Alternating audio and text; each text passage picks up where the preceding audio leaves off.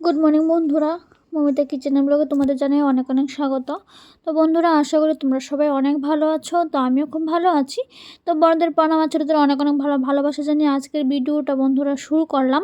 তো বন্ধুরা দেখো, আজকের ভিডিওটা শুরু করলাম এখান থেকে।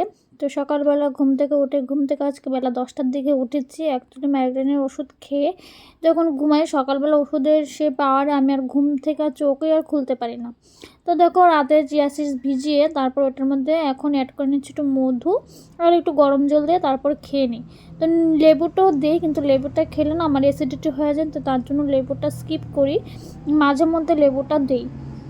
তো তারপর ব্রেকফাস্ট বানাবো। তো ব্রেকফাস্টের জন্য আমি রুটি করে নিচ্ছি। তো দুটো রুটি করব, একটা করব আমার জন্য আর একটা করব মার জন্য। হ্যাঁ, তারপর দুটো রুটি করে নিচ্ছি। তো তারপর কারণ গরম গরম রুটি খেতে ভালো লাগে, যেহেতু এমনি ঠান্ডার দিন। তো আমি একবারে রুটি করে রাখি না, যেহেতু মাইক্রোওভেনেও নিয়ে আমি যে গরম করে খেতে পারবো। তো কীরকম জানি একটা লাগে, তো তার জন্য খাই না। তো আমি কারণ রুটি বানাতে এত কোনো ঝামেলা নেই, ভাত রান্না করতে অনেকটা ঝামেলা হয়। রুটি মানে দুজন মানুষের জন্য রাতে 4টা সকালে 2টো রুটি করতে এত আহামরি কোনো কাজ না। তো তার জন্য আমি করে নিলাম। তো তারপর দেখো, আমি দুধ গরম করে নিলাম। তো দুধের মধ্যে দিয়ে দিলাম বর্নভিটার। তো সকালবেলা দুধ চাটা মানে স্কিপ, দুধ চা তো আমি খাই না। যখন থেকে আমি হায়দ্রাবাদ গিয়েছিলাম, যখন থেকে ডাক্তার রেস্ট্রিকশান দিয়েছিল, তখন থেকে খাই না। বছরে 1 থেকে 2বার খাওয়া হয়ে যায়, মাসেও বলবো না, বছরে 1 থেকে 2বার। তো কারণ সুস্থ থাকাটাই জীবনের সবচেয়ে মেন লক্ষ্য। কারণ অনেক স্বপ্ন পূরণ করতে হবে, আর যেহেতু বাবা নেই, অসুস্থতা হলেও ডাক্তার কাছে নিয়ে যাওয়ার কেউ নেই। তো তারপর দেখো, ব্রেকফাস্টে ছিল একটা নিমকি, আগের দিন বাজার থেকে এনেছিলাম, আর ছিল রুটি। আর দেখো, ঝাঁকানাকা দিয়ে কিন্তু বাইরে কিন্তু খুব সুন্দর একটা রৌদ্র উঠেছে, এটা এক ঝলকে তোমাদের দেখে দিলাম। আর এখন রান্না করব। দুটো কাতল মাছ নিয়েছি পিস করে, এগুলিকে ভেজে নিচ্ছি। তো মা আর আমি খাবো, বেশি রান্না করার লাভ নেই। ও দেখো, মিক্সচারে আজকে ফার্স্ট টাইম আমি শিলনোড়ায় বেটে রান্না করেছি। কেন বন্ধুরা, আমি মিক্সার থাকতে আমি কখনো শিলনোড়ায় বাটিনি, জীবনে প্রথম বাটিলাম। কারণ আমার মিক্সচার আছে, মিক্সচারে করিনি। আর আমাদের এখানে কারেন্টের এত ডিস্টার্ব করে, মানে আমি ভেবেছিলাম যে মাছটা বসিয়ে তারপরে মিক্সারগুলি পেস্ট করবো। আমি কিন্তু মিক্সারে মানে জারও আমি জিনিসগুলি রেখে দিয়েছিলাম, কিন্তু পেস্ট যেই সুইচ অন করবো, সাথে সাথে কারেন্ট চলে গেলো। তো যাক, এইভাবে আমি হালকা একটু পেঁয়াজ আর আদা কাঁচা লঙ্কা সবগুলিকে বেটে একটু লাল মরিচ দিয়ে, জিরে গুঁড়ো, ধনে গুঁড়ো, হলুদ, লবণ সব কিছু দিয়ে ঝোল দিয়ে মাছটাকে সুন্দর করে একটু কষা কষা করে নিলাম, মাছের সুন্দর একটা পেঁয়াজি করে নিলাম। তো ঘুম থেকে উঠে সকাল 10টায় উঠে রাত 10টায় আমার কীভাবে দিনটা যায় আজকে এটাই তোমাদের সাথে বন্ধুরা শেয়ার করব। তো দেখো, আমার রান্না কমপ্লিট। আমি এই রান্নাটা করে নিলাম। তো রান্নার পর আমাদের সবার কাজ এক গাদা বাসন, যেহেতু ভিডিওর জন্য আমি এক্সট্রা বাসন আমার আছে, তো তার জন্য। আর এখানে ঘরের জিনিসও ভিডিওর জিনিসও সব কিছু তোমরা দেখতে পাচ্ছ, যে কোন কোন জিনিসগুলি ভিডিওতে ইউজ করি তোমরা তো দেখে তো বুঝতেই পারবে। তো সব বাসন, যেহেতু মায়ের হাতও প্রবলেম, তো আমি সব বাসন জমিয়ে রাখি, জমিয়ে তারপর আমি মাজি। তো বাসন মাজতে বিরক্ত লাগে, আবার কি করব, আমার কাজ তো আমাকেই করতে হবে না, আমার কাজ আর কেউ আর করে দেবে না। সবাই বলে সারাদিন ভিডিও ভিডিও ভিডিও, অথচ শুধু ভিডিও করলে তো আর ভাত খাওয়া হবে না। ভিডিওর মাধ্যমে আমার সংসারের সব কাজও করতেই হবে, আমারটা আমাকেই করতে হবে। লোক তোমাকে শুধু কথাই শুনতে পারবে, লোক কিন্তু তোমার সংসারের কোনো কাজই তোমাকে হেল্প করবে না, তোমার বিপদেও পাশে থাকবে না। তুমি একবেলা যদি খেয়ে থাকো, সমাজের লোক তোমাকে কিন্তু খেতে কিন্তু দেবে না, কিন্তু তোমারটা তোমাকে জোগাড় করতে হবে। বাট ওদের কাজ, ওরা কথা শোনাবে। তাই লোকের কথা শুনে তুমি যদি তোমার মানে সব কাজ যদি বন্ধ করে দাও, কখনো এই জীবনে তোমার আর লক্ষ্য পূরণের দিকে আর কখনোই যেতে হবে না। তো লোকের কথা আমি এখন আর কান দেই না, আমি লোকের কথা শুনতেও যাই না, কানও দেই না। ওরা বলে, আমি এক কান দিয়ে শুনি, আমি আর এক কান দিয়ে বের করে দিই। বাট আমার বিশ্বাস, আমার ডেলি ব্লগকে তোমরা অনেক ভালোবাসা দিয়েছো। তোমরা ভালোবাসা যদি না দিতে আমার ব্লগ চ্যানেল আজকে 2 বছর হতে চললো, কখনোই কিন্তু আমার ব্লগ চ্যানেল চলতোই না। 2 বছরে তোমাদের অনেকটা পরিচিতি পেয়েছি আমি, অনেক লোকের সম্মান, অনেক বন্ধু পেয়েছি, এটাই আমার।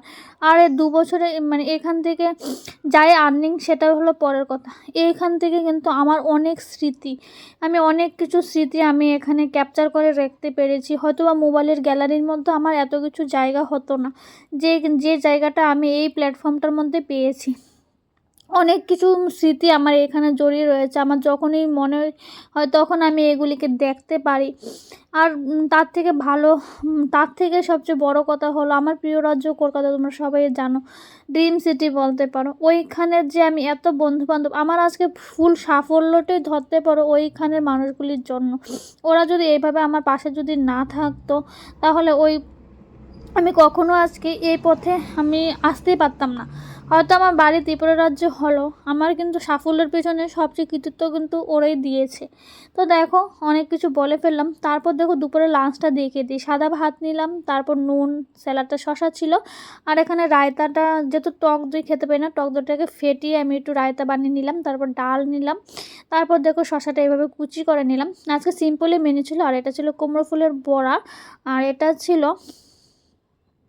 ফুলকপির পকোড়া। তো আজকের মেনুটা একদম সিম্পলই ছিল, একদম ঘরোয়াভাবে করে নিয়েছিলাম। তারপর দেখো বিকালবেলা হলে আমাদের বানাতে হয় শর্টস, যেহেতু আমরা একটা ক্রিয়েটার, আমাদের সব কিছু কিন্তু মানে ভিডিওর দিকেও খেয়াল রাখতে হয়, সংসারের দিকেও খেয়াল রাখতে হয়। তো তারপর বিকালবেলা অনেক দিন পরে, যেহেতু আমার ওই চ্যানেলটার জন্য আমার কি শর্টস একদমই ছিল না, কারণ আমার যেহেতু জানো আমার মোটামুটি 3টা চ্যানেল, তো খাবারের চ্যানেলটার জন্য শর্টস নিই, তো তার জন্য ওইটার মধ্যে আমি নাচ গান করি, তাই ওইটার মধ্যে আমি একটু সেজেগুজে আমি একটু ভিডিও করে নিলাম। তো আমাকে কীরকম লাগছে জানাবে, আমি ভিডিও লাস্টে 2টা ফটো অ্যাড করে দিয়েছিলাম।